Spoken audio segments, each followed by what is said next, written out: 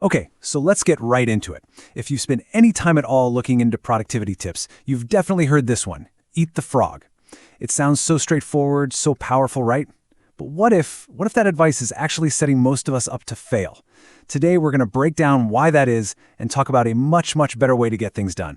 So this is the big idea, right? It was made famous by the book Eat That Frog. The logic is, if you can just force yourself to do that one huge, awful task, your frog, right at the start of the day, everything else will feel like a cakewalk.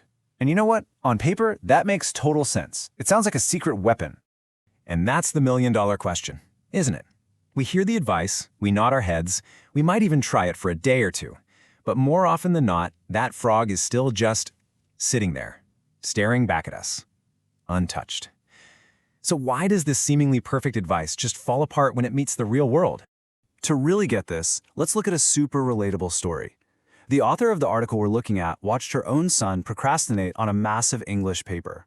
You know the drill. She gave him all the logical advice. Start early, break it into small pieces, just do a little bit each day. And where did he end up? Pulling an all-nighter on Sunday to get it done. Does that sound at all familiar? Yeah, this is such a deeply human thing. It's not that we don't know what we're supposed to do, we know the right path. But there's this enormous canyon between knowing the smart thing to do and actually getting our bodies and brains to do it. And we just keep finding ourselves in that same stressful spot time and time again. So let's talk about the why. The problem isn't that the advice is just plain wrong. It's that it totally ignores how our brains actually work. See, the frog doesn't just sit there passively. Oh no, it fights back, and it uses our own psychology against us. The source material breaks this down into 5 huge reasons. These are kind of the hidden forces that make that frog so hard to swallow. We're talking about how mentally draining the task is, how it can threaten our sense of self, the simple fact that our mornings are chaos, how our brains get tricked by urgency, and of course, good old-fashioned perfectionism. All right, first up, that big scary frog, like write the paper or prepare the presentation, it's not just one task. It's actually a giant container holding dozens, maybe hundreds of tiny, complicated, and emotionally draining micro-decisions. Your brain sees write the paper, and it doesn't see one step. It sees 100, and its immediate reaction is, nope, too much, let's do something else. And this one goes even deeper.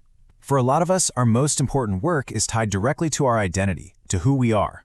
It's about putting our ideas out there to be judged, risking rejection, and facing that scary question, am I good enough? So when you tell yourself to eat the frog, your nervous system hears something very different.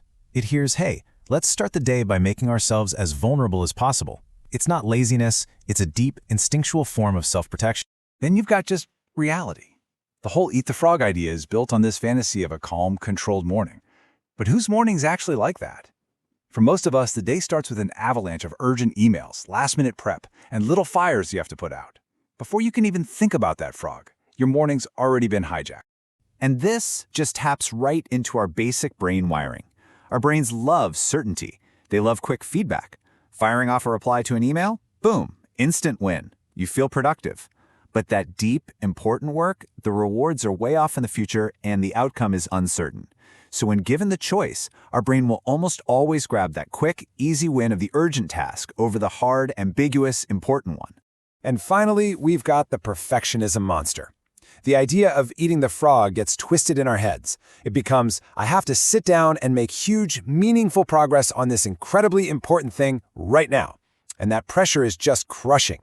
It raises the energy needed to even start so high that it feels impossible. So our desire to do amazing work actually stops us from doing any work at all, and the frog just gets bigger and uglier. Okay, so if eating the frog is the problem, what on earth is the solution? Well, here's the real secret. The problem isn't the task, it's the metaphor. The people who seem to make this work, they aren't really eating the whole frog. They're doing something way smarter, and probably without even thinking about it. And this right here, this is the whole game. Look at this comparison. The eat the frog mindset is all about pressure. I must do something big. And what happens? You do nothing. You freeze. But the shrink the frog mindset, it's almost ridiculously simple. I'm just gonna open the document. That's it. All the pressure vanishes, and the result? You've made the task feel safe enough to actually start. Okay, so this is where it gets really good, because this isn't just a fluffy mindset shift. It's a real strategy with real, practical steps. So let's walk through exactly how you can start shrinking your own frogs starting tomorrow.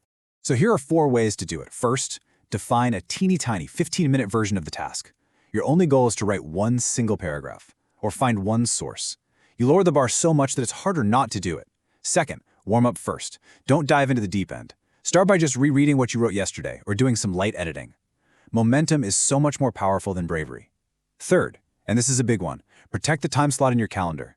Don't wait for motivation to strike. Block out that time like it's the most important meeting of your day, because it is. And fourth, use containment. Give yourself a hard start time and a hard end time. It creates this safe little bubble where the only goal is to just show up and engage with the work, not to finish it. So, you see, this is way more than just a productivity hack. It's a completely different way of looking at our most important work. We're moving away from this idea of brute force and willpower and moving towards something based on strategy, self-compassion, and making our work feel psychologically safe. I absolutely love this rephrasing of the goal. It's not about conquering the frog. It's not about being a hero and finishing it all in one go. The goal is just to touch it, to connect with it for a few minutes in a way that feels manageable and human before the rest of the world and its chaos comes rushing in. That's how you build real, lasting consistency. And that's really the core of it. So I'll just leave you with this one question to chew on. Forget about eating it. What is one tiny part of your biggest, ugliest, most intimidating task that you could just touch for 15 minutes tomorrow morning? What frog are you going to shrink?